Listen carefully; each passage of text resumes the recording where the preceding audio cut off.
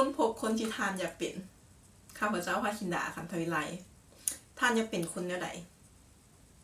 ท่านอยากเป็นคนแบบใดท่านเห็นตัวเองในอนาคตแนวใดคือตัวนี้เนาะหลายคนจะว่าโอเคข้อยอยากเป็นคนดีเนาะแต่เฮามีแนวทางที่ชัดเจนแล้วบ่คนแบบใดที่เฮาอยากเป็นชีวิตแบบใดที่เฮาอยากมีท่านเป็นคนเลือกการกระทำที่ทานเห็นในทุกมื้อนี้จะเป็นตัวบ่งบอกตัวชี้บอกว่าอนาคตของทานจะเป็นแบบใดถ้าหากว่าทานจะต้องได้จินตนาการว่ามื้อนึงเนาะทานอยากตื่นขึ้นมาแล้วทานอยากมีชีวิตแบบใดอันใดที่ว่าจะเห็นให้ทานสามารถเห็นได้ทุกมื้อคนแบบใดที่ทานอยากมีไว้ในชีวิต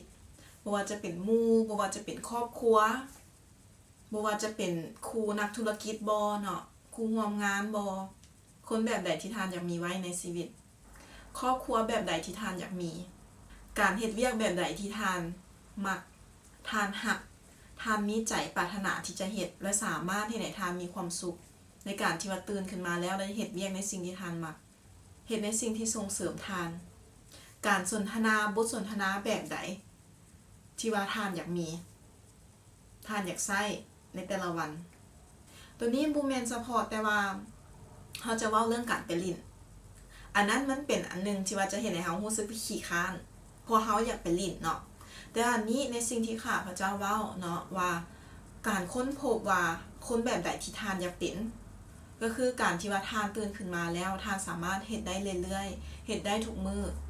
เนาะแล้วบทสนทนาที่ว่ามันเป็นประโยชน์ต่อตัวทานบ่บทสนทนาใดที่ทานอยากมีและทานอยากมีบทสนทนานั้นกับไผ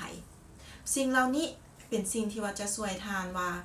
ทานอยากเห็นภาพในอนาคตของตัวเองเป็นอะไรและที่สำคัญสิ่งเหล่านั้นจะเกิดขึ้นก็ต่อเมื่อการกระทำที่ทานเห็นในปัจจุบันนี้ถ้าหากว่าทานมีการเขียนไว้อย่างชัดเจนเนาะคักแน่เลยว่าข้อยอยากตื่นขึ้นมาเฮือนข้อยจะเป็นแบบนี้เนาะห้องข้อยจะเป็นแบบนี้อาจจะแม่นมีเฮือน3ชั้นบ่เฮือน2ชั้นบ่มี5ห้องนอน6ห้องนอนเนาะเป็นเฮือนไม้บ่เฮือนซีเมนต์บ่เนาะเดินหญ้ากว้างส่ำใดคนที่ว่าทานอยากมีไว้ในชีวิตเป็นไผเนาะอาจจะเป็นครูร่วมงานบ่จะสนทนากันเรื่องธุรกิจบ่สนทนากันเรื่องเวียกบ่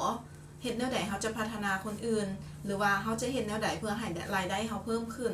หรือว่าเฮาจะเฮ็ดแนวใดเพื่อต่อยอดการขายของเฮาอันนี้เป็นบทสนทนาที่ทานอยากมี